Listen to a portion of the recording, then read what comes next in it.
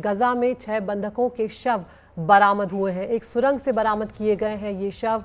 3 पुरुष और 3 महिला बंधकों के ये शव हैं। इनमें अमेरिकी नागरिक हर्ष गोल्डनबर्ग पोलैंड का भी शव शामिल है। तो यहाँ पर ये बड़ी खबर आ रही है, 6 बंधकों के शव जो है वो बरामद हुए हैं। आपको बता दें कि गजा में पोलियो अभियान के लिए 3 दिन का युद्ध विराम जो है वो भी यहाँ पर हुआ है और इधर सुरंग में बड़ी संख्या में शव पाए गए। सीधा रुख कर रहे हैं हमारे foreign affairs editor Umashankar Singh का। उमा, क्या कुछ जानकारी इस वक्त मिल रही है इन शवों को लेकर?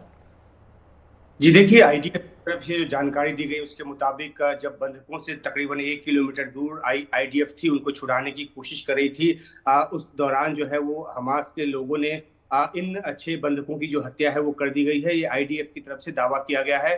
गाजा के एक सुरंग से ये 6 शव मिले हैं। शव जो है वो शनिवार दोपहर को बाद ही मिल गए थे, लेकिन उनकी पहचान में लंबा वक्त लगा, कई घंटों का वक्त लगा और अब इनकी पहचान हो गई है, जिसमें 3 पुरुष और 3 महिलाओं के शव हैं। और जैसा कि हमने अपने दर्शकों को बताया कि जो गोल्डबर्ग पोलिन है उनका भी शव इसमें शामिल है। और ये शव बरामदगी के बाद जो है अमेरिका की तरफ से कठोर प्रतिक्रिया आई है।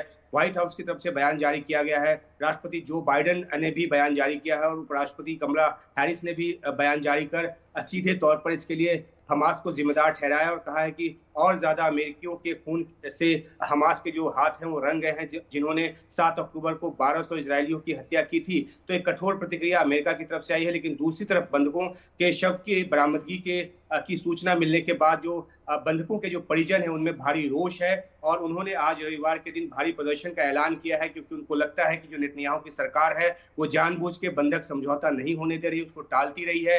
कई तरह के ऐसे शर्त दोनों तरफ से हैं जिसको लेकर बंधकों की रिहाई जो है वो संभव नहीं हो पा रही और ऐसे में बंधकों के परिजनों का जो गुस्सा है वो लगातार बढ़ता जा रहा है। तो अब जो 6 शव मिले हैं उसके बाद परिजनों में और ज्यादा गुस्सा है। अभी भी ये माना जा रहा है कि 101 जो बंधक हैं वो हमास के कब्जे में हैं। 250 बंधकों को हमास जो है वो अपने कब्जे में ले गया था 7 अक्टूबर के हमले के बाद। उसके बाद जब नवंबर में पिछले साल एक हफ्ते का युद्ध विराम हुआ था तो तकरीबन 110 या उससे कुछ अधिक जो बंधक हैं वो छोड़े गए थे।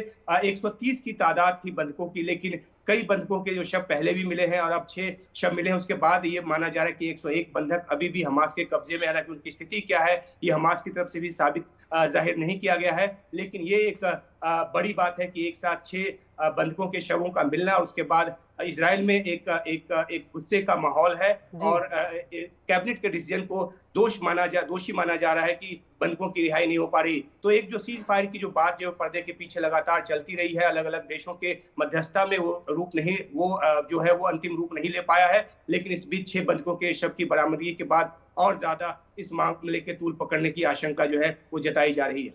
बिल्कुल उमा, यही मैं सवाल करने वाली थी कि अभी युद्ध विराम की जो स्थिति है, क्या अब ये जो 6 बंधकों के शव मिले ये एक बार फिर से खटाई में पड़ता हुआ नजर आ सकता है, क्योंकि अब तो स्थिति एक बार फिर से तनावपूर्ण हो गई है?